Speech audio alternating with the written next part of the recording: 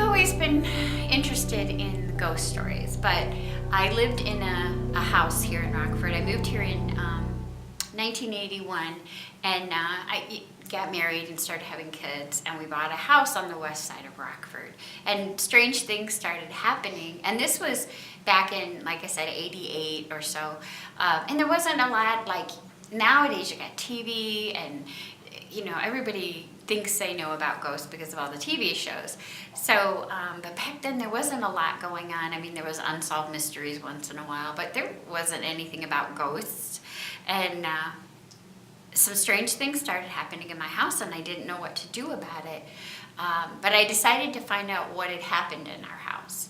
So I talked to the neighbor, and he had lived there for 40 some years, and he said something bad had happened in my house. And they thought it happened in the year 1958. So I started, and this is years, you know, down the road, and I had an incident that happened at the house.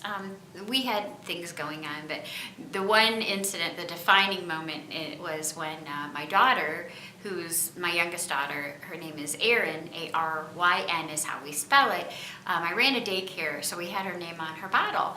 And one night I'd given her a bottle, and she started crying, so I went upstairs. I couldn't find the bottle anywhere. I looked everywhere. So I went back downstairs and made her another bottle, and I came back up and gave it to her.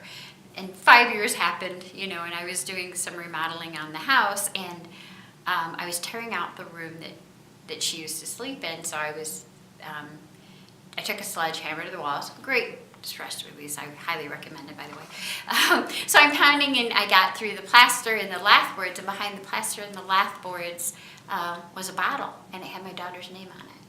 So after that, it was like, okay, something really is going on in my house. And so then I started to research it. And I found through my research that in 1958, there was a murder-suicide in my house. And as far as I know, they're still there. So, because I found, as you're researching ghosts, sometimes you find that they were based on a horrible event that happened.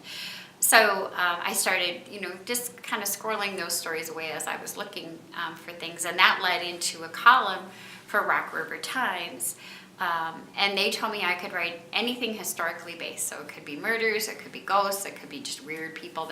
When I got enough material, I felt, for a book that kind of was the same way. It had a little bit of everything. There were some tragedies that happened in Rockford, there were some murders, and then there were just some strange people that I had found out about. I sent in the manuscript to the history press, not knowing if they would really want it or not, but you know, it was just like, I'll try this. And right away they wanted it, but they wanted to make it into 2 books. They wanted to do the Murder and Mayhem to fit one of their series, and then they wanted to do the Haunted Rockford to fit the other series. So it all kind of just fell in. It's very serendipitous.